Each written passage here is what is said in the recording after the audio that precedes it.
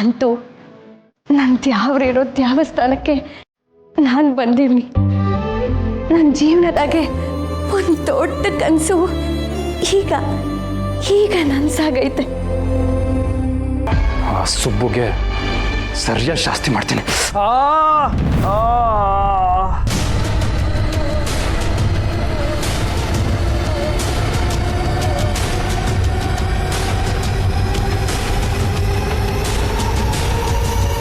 ಅಯ್ಯೋ ಬುದ್ಧಿ, ಏನಾಯ್ತು ಬುದ್ಧಿ? ಈ ತನಕ ಎಲ್ಲ ಹೇಗಾಯ್ತು?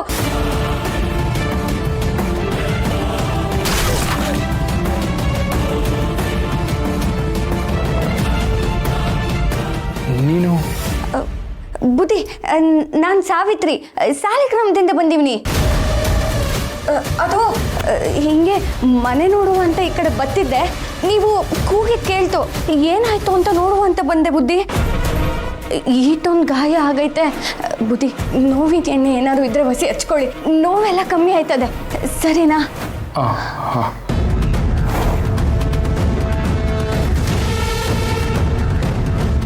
ಇವಳೇನು ಕಿಲಿ ಬಂದು ಹೇಳೆ, ಇವಳಿಂದನಲ್ವ ನಮ್ಮ ಕೆಲಸಗಳೆಲ್ಲ ಫ್ಲಾಪ್ ಆಗಿತ್ತು. ಕಡೆಗೆ ಇವಳು ಸಾಯಲಿಲ್ಲ. ಏನಕ್ಕೆ ಬಂದು ಹೇಳಿ ಇವಳಿಗೆ?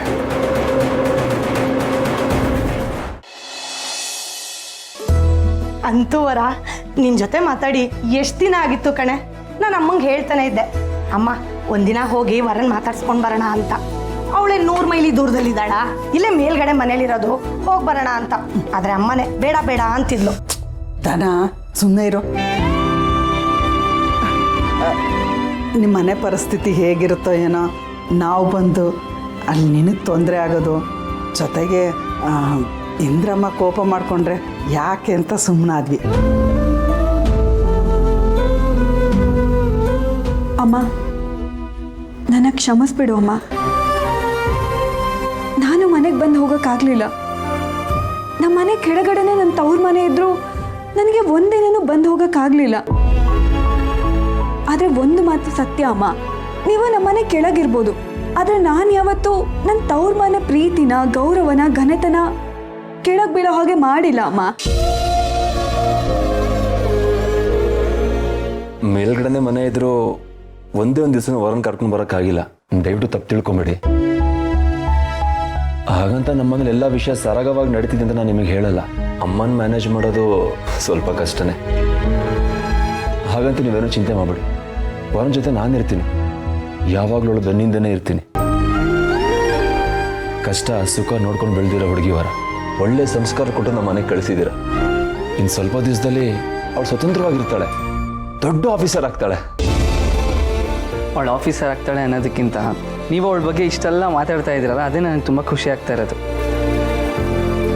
ಬರ್ದವ್ರೆ, ಅವಳು ನಿಮ್ಮಂಥ ಒಳ್ಳೆ ಹುಡುಗನ ಕೈ ಹಿಡಿದಿದ್ದು ಅವಳ ಅದೃಷ್ಟ. ಬರೀ ವರ ಮಾತ್ರ ಅದೃಷ್ಟವಂತೆ ಅಲ್ಲ, ಇವರಿಬ್ಬರು ಅದೃಷ್ಟವಂತರೆ. ನೀವು ಹೇಳ್ದ ಹಾಗೆ ವರ ನನ್ನ ಗಂಡನ ಮನೆಯಲ್ಲಿ ಮುದ್ದಾಗಿ ಮಾತ್ರ ಬೆಳೆದಿಲ್ಲ, ಸುಖ ದುಃಖ, ನೋವು ನಲಿವು ಜೊತೆಯಲ್ಲಿ ಒಳ್ಳೆ ವಿಚಾರಗಳನ್ನು ಕೂಡ ತಿಳ್ಕೊಂಡು ಬೆಳೆದಿದ್ದಾಳೆ. ನೀವು ಅವಳನ್ನ ಅರ್ಥ ಮಾಡ್ಕೋತಿದ್ದೀರಾ, ಅವಳು ನಿಮ್ಮ ಮನೆಯವ್ರನ್ನೆಲ್ಲ ಅರ್ಥ ಮಾಡ್ಕೋತಾ ಇದ್ದಾಳೆ. ನಿಮ್ಮಿಬ್ರು ಜೋಡಿ ಮುದ್ದಾಗಿದೆ. ಹೌದು ಕಣೆವರ, ನಿಮ್ಮಿಬ್ರು ಜೋಡಿ ಹೇಳಿ ಮಾಡಿಸ್ದಾಗಿದೆ. ಆ ದೇವರು ಈಡು ಜೋಡು ನೋಡಿನೇ ಜೋಡಿ ಮಾಡಿರೋದು. ಅಕ್ಕ, ನಮ್ಮ ಜೋಡಿ ಮಾಡಿರೋದು ಆ ದೇವರಲ್ಲ, ದೇವತೆ ಥರ ಬಂದು ನಮ್ಮ ಮದುವೆ ಮಾಡಿರೋದು ಶ್ರಾವಣಿ ಅದಕ್ಕೆ. ನಿಜ ಶ್ರಾವಣಿ ಅವರೇ, ಅವತ್ತು ನೀವು ಧೈರ್ಯಮಣ್ಣ ಮದುವೆ ಮಾಡಿಸದೆ ಹೋಗಿದ್ದಿದ್ರೆ ಇವತ್ತಿದು ಯಾವುದೂ ಸಾಧ್ಯವಾಗ್ತಿರ್ಲಿಲ್ಲ. ಇವತ್ತು ನಾನು ವರ ಇಬ್ಬರು ಜೊತೆಗೆ ಖುಷಿಯಿಂದ ಇದ್ದೀವಿ ಅಂದರೆ ಅದಕ್ಕೆ ಖಂಡಿತವಾಗ್ಲೂ ನೀವೇ ಕಾರಣ.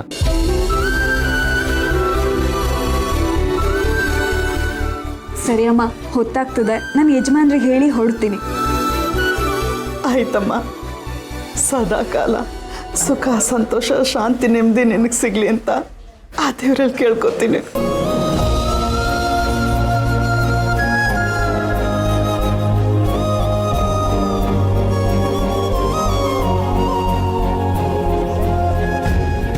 ಸರಿ ಅಕ್ಕ, ಹೋಗಿ ಬರ್ತೀನಿ.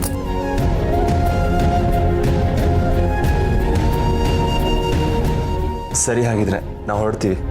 ಸರಳಿದ್ದಾರೆ, ಸರಿಗೊಂದು ಮಾತು ಹೇಳ್ಬಿಟ್ಟು ಹೊರಡ್ತೀವಿ. ಬನ್ನಿ ನಾನು ಕರ್ಕೊಂಡು ಹೋಗ್ತೀನಿ.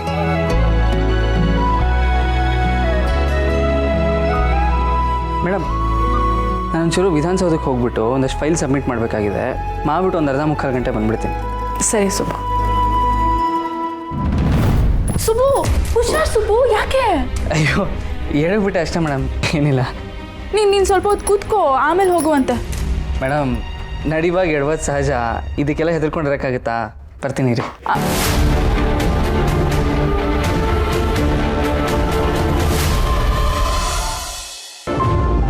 ಬಾವ ಅಂತೂ ನಿಮ್ಮ ಸೊಸೆ ಅಂದ್ಕೊಂಡ್ ಕೆಲಸನ ಸಾಧಿಸೇ ಬಿಟ್ಲು. ಮನೇಲಿ ಸಿಹಿ ಮಾಡಬೇಕು. ಸಾಕು ಬಾಯಿ ಮುಚ್ತೀಯಾ? ಸಕ್ಕರೆ ಡಬ್ಬಕ್ಕೋ ಬೆಲ್ಲ ಡಬ್ಬಕ್ಕೋ ಕೈ ಹಾಕಿದ್ರೆ ಕೈ ಮುರಿದು ಬಿಡ್ತೀನಿ. ರಿಸಲ್ಟ್ ಬಂದಿದ್ದು ಏನು ಸಂಭ್ರಮ ನಿಮ್ಗೆಲ್ಲ. ನೀನೇನು ಹೋಗಿ ಸಕ್ಕರೆ ತಂದು ಅವಳು ತಿನ್ಸೋದು ಬೇರೆ ಅಂತ ಸಿಹಿ ಸುದ್ದಿ ಏನಲ್ಲ ಇದು. ಯಾಕೆ ಹಾಗಂತ್ಯ? ಸೊಸೆ ಕಷ್ಟಪಟ್ಟು ಪಾಸ್ ಮಾಡಿರೋದು ಸಿಹಿ ಸುದ್ದಿ ಅಲ್ವಾ? ಹೌದು ಕಣೆ ಅಕ್ಕ, ಅದಕ್ಕೆ ಯಾಕೆ ಇಷ್ಟೊಂದು ಹೊಟ್ಟೆ ಹುರ್ಕೋತಾ ಇದೆಯಾ? ಪಾಸ್ ಆಗಿರೋದು ನಿನ್ನ ಸೊಸೆನೆ. ಹಂಗೆ ನೋಡಿದ್ರೆ ನಿನ್ನ ಮರ್ಯಾದೆನೇ ಹೆಚ್ಚಾಗುತ್ತೆ. ನೋಡು, ಅವಳು ಅಧಿಕಾರಿಯಾಗಿ ಬ್ಯಾಂಕ್ ಕೆಲ್ಸಕ್ಕೆ ಹೋದ್ರೆ ಎಲ್ಲರೂ ಇಂದ್ರಮ್ಮನ ಸೊಸೆ ಅಂತಾರೆ ಹೊರತು ಯಾರು ಆ ಸುಬ್ಬು ಮನೆ ಹುಡುಗಿ ಅಂತ ಹೇಳಲ್ಲ. ಸ್ವಲ್ಪ ಅರ್ಥ ಮಾಡ್ಕೋ. ನನಗದೆಲ್ಲ ಗೊತ್ತಿಲ್ಲ. ಈ ಮನೆಯಲ್ಲಿ ಯಾವ ಸಿಹಿ ಅಡುಗೆನೂ ಮಾಡ್ಕೂಡ್ದು. ಹೋಗಿದಾರಲ್ಲ ಮಿನಿಸ್ಟ್ರ್ ಮನೆಗೆ, ಅಲ್ಲ ಚೆನ್ನಾಗಿ ತಿನ್ಕೊಂಡ್ ಬರ್ತಾರೆ ಬಿಡು. ಅಯ್ಯೋ ಆಯ್ತು ಬಿಡೆ, ಮನೆ ಸಿಹಿ ಮಾಡ್ಲಿಲ್ಲ ಅಂದ್ರೆ ಏನು? ನನ್ನ ಮಗ ಸೊಸೆಗೋಸ್ಕರ ನಾನು ಹೋಟ್ಲಿಂದ ತರಿಸ್ತೀನಿ. ಸಿಹಿ ಮಾಡ್ಲಿಲ್ಲ ಅಂದ ಮಾತ್ರಕ್ಕೆ ಸಂಭ್ರಮ ಏನ್ ನಿಲ್ಲಲ್ವಲ್ಲ. ಸೊಸೆ ತನ್ನ ಸೌಭಾಗ್ಯ ಖುಷಿ ಪಡೆದೇ ಇರಕ್ಕಾಗುತ್ತಾ? ಆನಂದ ಪರಮಾನಂದ. ಅಮ್ಮ, ಅಪ್ಪ ಯಾಕೆ ಅಷ್ಟೊಂದು ಖುಷಿಯಾಗಿದ್ದಾರೆ? ಸೊಸೆ ರಿಸಲ್ಟ್ ಬಂತಲ್ಲ, ತಲೆ ತಿರುಗ್ಬಿಟ್ಟಿದೆ ಅವ್ರಿಗೆ. ಅಕ್ಕ, ಮನೇಲಿ ಸಿಹಿ ಮಾಡೋಕ್ಕೆ ಒಂದು ನೆಪ ಸಿಕ್ತು ಅಂತ ಹೇಳಿ ಹಬ್ಬದ ಅಡುಗೆ ಮಾಡ್ಕೊಂಡು ತಿನ್ನೋದು ಬಿಟ್ಟು ಅದಕ್ಕೂ ಕಲ್ಲು ಹಾಕ್ತಿಯಲ್ಲೇ? ಸರ್ಸು, ಸಿಹಿ ಅಡುಗೆ ಮಾಡೋಕ್ಕೆ ಹಬ್ಬದ ಅಡುಗೆ ಮಾಡೋಕ್ಕೆ ಇದಲ್ವೇ ನೆಪ? ಇನ್ನು 1 ತಿಂಗಳಲ್ಲಿ ನನ್ನ ಮಗಳ ಮದುವೆ ಆಗತ್ತೆ. ಆಗ ಮಾಡ್ತೀನಿ ನೋಡು ಹಬ್ಬದ ಅಡುಗೆನ. ಏನು ಮಗಳು ಮದ್ವೆನಾ? ಏನು ಹೇಳ್ತಿದ್ಯಾ ಅಕ್ಕ? ಅಮ್ಮ ಹೇಳ್ತಿರೋದು ಸರಿಯಾಗೇ ಇದೆ ಚಿಕ್ಕಮ್ಮ. ಮದುವೆ ಊಟ ಮಾಡೋದಕ್ಕೆ ರೆಡಿ ಆಗಿರಿ. ನಿಮ್ಗೆ ಯಾವ ಸ್ವೀಟ್ ಬೇಕೋ ಅದನ್ನ ಹೇಳಿ, ಅದನ್ನೇ ಮಾಡಿಸ್ತೀನಿ. ಅರ್ಥ ಆಯ್ತೇನೆ? ಇನ್ನು 1 ತಿಂಗಳಲ್ಲಿ ಹಬ್ಬದ ಅಡುಗೆ, ನನ್ನ ಮಗಳ ಮದುವೆ. ಆಗ ಆನಂದ ಪರಮಾನಂದ.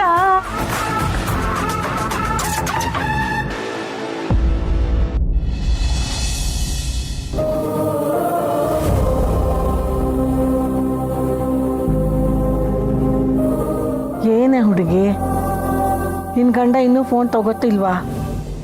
ಇಲ್ಲ ಅಜ್ಜಿ, ನನ್ನ ಮನಸ್ಸು ಯಾಕೋ ತಡೀತಾ ಇಲ್ಲ ಅಜ್ಜಿ. ತುಂಬ ಭಯ ಆಗ್ತಾ ಇದೆ. ಯಾವತ್ತೂ ಹಿಂಗಾಗಿರಲಿಲ್ಲ. ಅವರು ಅರ್ಧ ಮುಕ್ಕಾಲು ಗಂಟೆಯಲ್ಲಿ ಬರ್ತೀನಿ ಅಂತ ಹೇಳಿ ಹೋದವರು ಇನ್ನೂ ಬಂದಿಲ್ಲ. ತುಂಬ ಹೊತ್ತಾಯ್ತು ಅವ್ರು ಹೋಗಿ. ಫೋನ್ ಮಾಡಿದ್ರೆ ಫೋನ್ ಸ್ವಿಚ್ ಆಫ್ ಬರ್ತಿದೆ. ಮಧ್ಯಾಹ್ನದಿಂದ ಕಾಲ್ ಮಾಡ್ತಾ ಇದ್ದೀನಿ. ಅಂಥ ಕೆಲಸ ಏನಿರುತ್ತೆ ಅಜ್ಜಿ ಅಲ್ಲಿ? ಅವ್ನು ಯಾವತ್ತೂ ಹೀಗೆ ಫೋನ್ ಆಫ್ ಮಾಡ್ಕೋತಾ ಇರಲಿಲ್ಲ ಅಲ್ವಾ? ಯಾಕಂದರೆ ಜನ ಅವನಿಗೆ ಕಾಲ್ ಮಾಡ್ತಾ ಇರ್ತಾರೆ. ಅಲ್ಲೋ ಎಲ್ಲೋ ಎಲ್ಲಾದರೂ ಚಾರ್ಜಿಗೆ ಹಾಕಿ ಫೋನ್ ರೆಡಿಯಾಗಿ ಇಟ್ಕೊಂಡಿರ್ತಿದ್ದ. ಹೌದು ಅಜ್ಜಿ, ಒಂದಿನ ಹೀಗೆ ಫೋನ್ ಸ್ವಿಚ್ ಆಫ್ ಆಗಿದ್ದಕ್ಕೆ ತುಂಬ ತೊಂದರೆ ಆಗಿತ್ತು. ಅವತ್ತಿಂದ ಅವ್ರು ಯಾವತ್ತೂ ಫೋನ್ನ ಫುಲ್ ಚಾರ್ಜಲ್ಲಿ ಇಟ್ಕೋತಾರೆ. ನನಗೆ ಯಾಕೋ ಇದು ಬ್ಯಾಟ್ರಿ ಲೋ ಆಗಿ ಫೋನ್ ಸ್ವಿಚ್ ಆಫ್ ಆಗಿದೆ ಅಂತ ಅನ್ನಿಸ್ತಾ ಇಲ್ಲ. ಶ್ರಾವಣಿ ಪುಟ, ಚಿಕ್ಕಪ್ಪ, ಇವರು ಎಲ್ಲಿದ್ದಾರೆ? ವಿಧಾನಸೌಧ ಹತ್ರ ಇದ್ದಾರಾ? ಅಲ್ಲಮ್ಮ, ಅವನು ಮಧ್ಯಾಹ್ನ ಅಲ್ಲಿಂದ ಹೊರಟ, ಎಲ್ಲಿ ಹೋದ ಅಂತ ಗೊತ್ತಿಲ್ಲ. ಹೌದಾ? ಚಿಕ್ಕಪ್ಪ, ಅವ್ರ ಫೋನು ಸ್ವಿಚ್ ಆಫ್ ಬರ್ತಾ ಇದೆ. ಇತ್ತೀಚೆಗೆ ನಡೀತಿರೋದೆಲ್ಲ ನೆನೆಸ್ಕೊಂಡ್ರೆ ನನಗೆ ಯಾಕೋ ಅವ್ರಿಗೇನೋ ತೊಂದರೆ ಆಗಿದೆ ಅನಿಸ್ತಾ ಇದೆ. ಏನು ಹೇಳ್ತಿದ್ಯಾ ಶ್ರಾವಣಿ? ಏನಿದು ಇತ್ತೀಚೆಗೆ ನಡೀತಿರೋದು ನೋಡಿದ್ರೆ ಅಂದ್ರೆ ಅರ್ಥ? ಅಮ್ಮವ್ರೆ, ಕಾಫಿ ಕುಡಿತಿದೆ? ಬೇಡಮ್ಮ, ನನಗೆ ಕಾಫಿ ಬೇಡ. ಶ್ರಾವಣಿ, ನೀನಾದರೂ ಕಾಫಿ ತಕ? ಬೇಡ ಸಾವಿತ್ರಿ. ಅಯ್ಯೋ, ಅದು ಈ ವಿಜಯ ಅಮ್ಮ ಅವ್ರ ಮಗ ಅವರಲ್ಲ. ಅವ್ರಿಗೆ ಈ ಕಾಫಿ ತಗೊಂಡು ಹೋಗಿ ಕೊಡಬೇಕು ಅಂತ ವಿಜಯಮ್ಮ ಅವರೇ ಕಳಿಸಿದ್ರು. ನಾನು ಅವ್ರ ಕೋಣೆನಾಗ ಹೋಗಿ ನೋಡಿದೆ, ಆದರೆ ಅವ್ರ ಕೋಣೆನಾಗ ಎಲ್ಲೂ ಕಾಣ್ತಿಲ್ಲ. ಈಗ ಈ ಕಾಫಿನೂ ಎಷ್ಟಾಗೋಯ್ತು. ಪರವಾಗಿಲ್ಲಮ್ಮ, ನೀನೇ ಕಾಫಿ ಕೊಡಿ. ಸಾವಿತ್ರಿ, ಮೊದಲು ರೂಮಲ್ಲಿ ಇಲ್ವಾ? ಇಲ್ಲ ಶ್ರಾವಣಿ, ಅಮರೇ, ಅವನು ಮಧ್ಯಾಹ್ನ ವಿಧಾನಸೌಧಕ್ಕೆ ಹೋಗಿ ಅಲ್ಲಿ ಫೈಲ್ ಸಬ್ಮಿಟ್ ಮಾಡಿ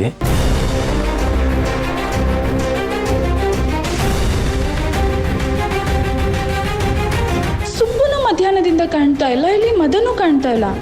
ಮದನಿಗೆ ಅಷ್ಟೊಂದು ಏಟಾಗಿತ್ತು ಅಂಥವನು ಹೊರಗೆ ಹೋಗೋಕೆ ಹೆಂಗೆ ಸಾಧ್ಯ? ಅವನೇನಾದ್ರೂ ಸುಬ್ಬುನ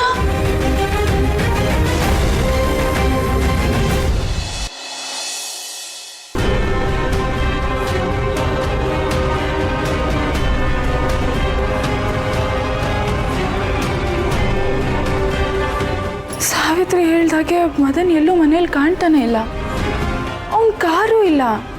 ಹಾಗಾದ್ರೆ ಅವನೇನಾದರೂ ಪ್ಲ್ಯಾನ್ ಮಾಡಿರ್ಬೋದಾ?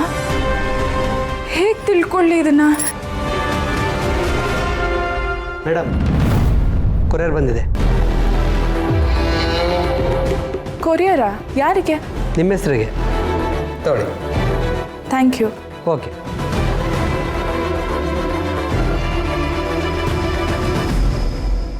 ಶ್ರೀವಲ್ಲಿನಾ? ಶ್ರೀವಲ್ಲಿ ಯಾಕೆ ನನಗೆ ಕೊರಿಯರ್ ಮಾಡಿದಾಳೆ? ಅದು ಈ ಅಡ್ರೆಸ್ಸಿಗೆ ಕೊರಿಯರ್ ಮಾಡೋ ಅಂಥದ್ದು ಏನಿರ್ಬೋದು?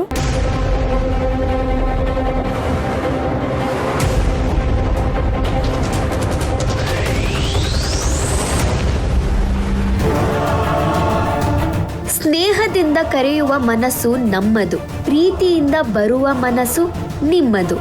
ನೀವು ಬಂದಾಗ ಸಿಗುವ ಆನಂದ ನಮ್ಮೆಲ್ಲರದು.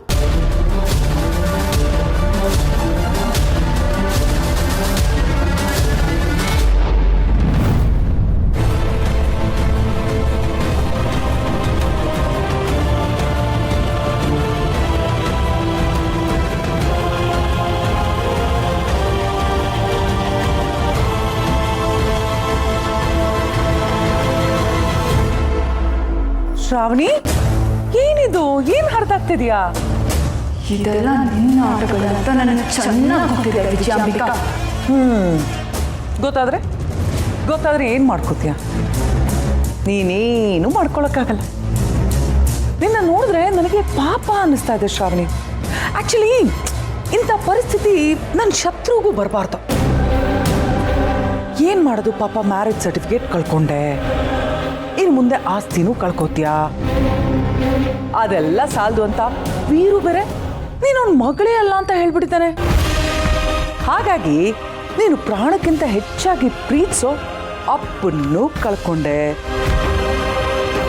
ಈಗ ಶ್ರೀವಲ್ಲಿ ಸುಬ್ಬುನ ಮದುವೆ ಆದ್ರೆ ಪಾಪ ನೀನು ಗಂಡನ್ನು ಕಳ್ಕೊತೀಯ.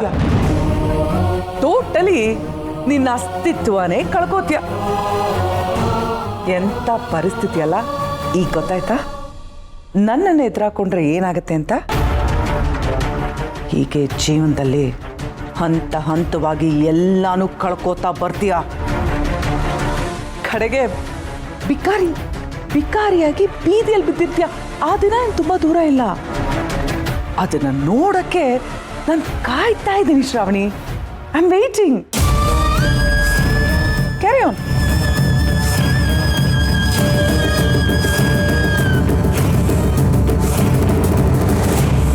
ಇಲ್ಲ, ನನ್ನ ಸುಬ್ಬುನ ನಾನು ಕಳ್ಕೊಳ್ಳಲ್ಲ, ನನ್ನ ಸುಬ್ಬುನ ನಾನು ಬಿಟ್ಕೊಡಲ್ಲ. ಸುಬ್ಬು, ನೀನು ನನಗೆ ಬೇಕು ಸುಬ್ಬು. ನನ್ನ ಜೀವ ಕೊಡು, ನಾನು ನಿನ್ನನ್ನು ಉಳಿಸ್ಕೋತೀನಿ ಸುಬ್ಬು.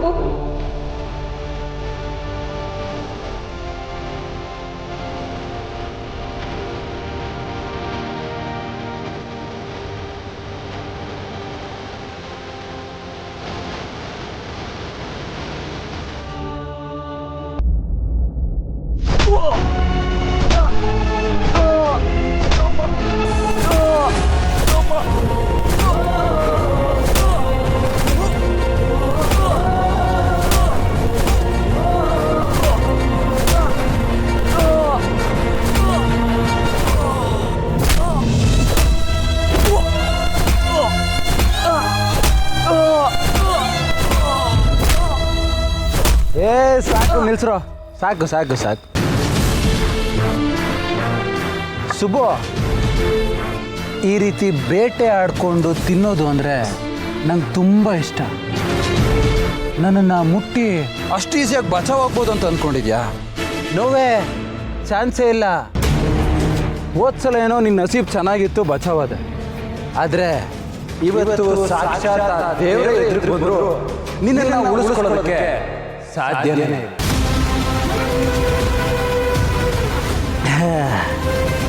ಅಲ್ಲ ಕಣ, ಬರೀ ನನ್ನ ಶ್ರಾವಣಿನ ಟಚ್ ಮಾಡಿದೆ ಅಂತ ಅಷ್ಟೊಂದೆಲ್ಲ ಮಾತಾಡಿ ನನ್ನ ಮೇಲೆ ಕೈ ಮಾಡಿದೆ ಅಲ್ವಾ? ಅವಾಗ ಹೆಂಗಾಯ್ತು ಗೊತ್ತಾ? ಮುಯ್ಯೆಲ್ಲ ಎಷ್ಟು ಉರಿತಾಯ್ತು ಅಂತ ಗೊತ್ತಾ?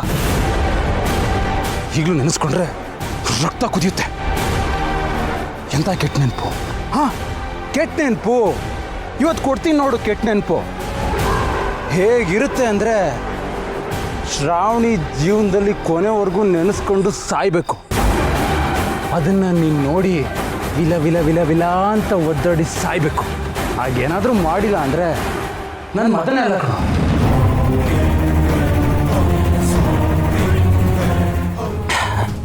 ಅಲ್ಲ ಕಣ, ಶ್ರಾವಣಿ ನೀನೇ ಪ್ರಾಣ ಅನ್ನೋವಾಗ ಮಾತಾಡ್ತಾಳೆ.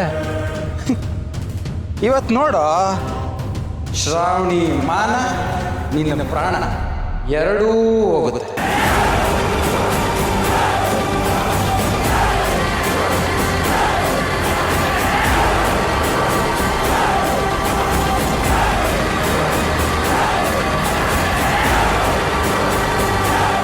ಅಲ್ಲ ಕಣ, ನೀನಿವತ್ತು ಉಳ್ಕೋಬೇಕು ಅಂದರೆ ಶ್ರಾವಣಿ ಇಲ್ಲಿಗೆ ಬರಲೇಬೇಕು.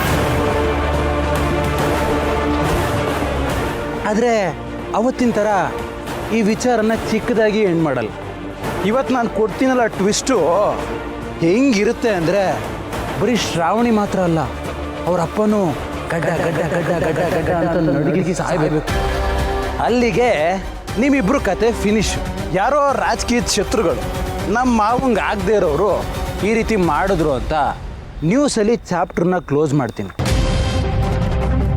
ಹೀಗೆ ಈ ಮದನ್ನು ಒಂದ್ಸಲ ಡಿಸೈಡ್ ಮಾಡಿದ್ರೆ ಏನು ಬೇಕಾದರೂ ಪ್ರೂವ್ ಮಾಡ್ತಾನೆ ಅಂತ ತೋರಿಸ್ತೀನಿ.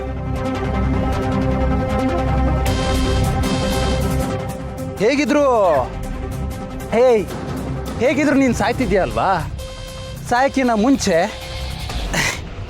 ನನ್ನ ಶ್ರಾವಣಿನ ಒಟ್ಟಿಗೆ ನೋಡಿ ಸಾಯಿ.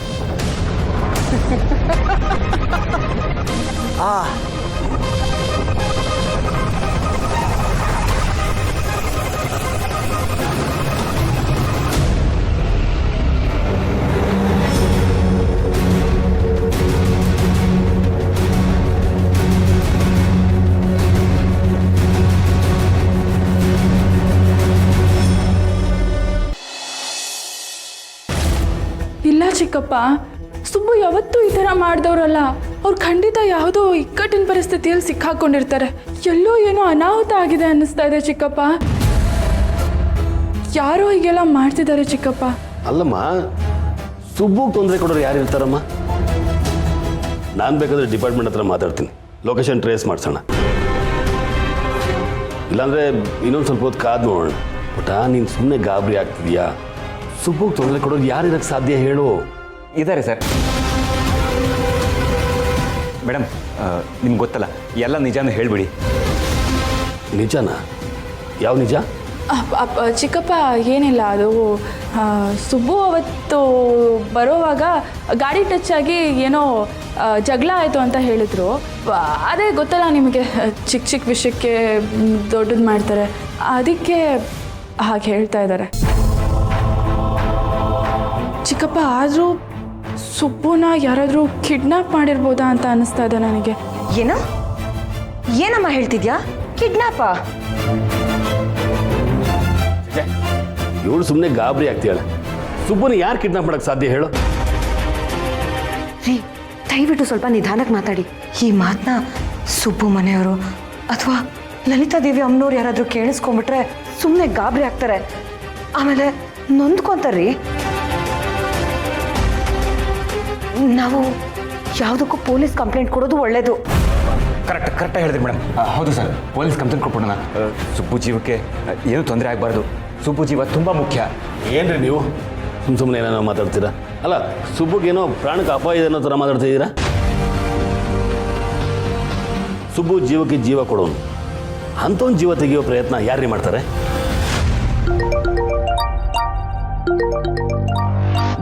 ಇದು ಪಬ್ಲಿಕ್ ಜೊತೆ ಮಾತಾಡೋದಕ್ಕೆ ಅಣ್ಣ ನನಗೆ ಕೊಡ್ಸಿರೋ ನಂಬರು.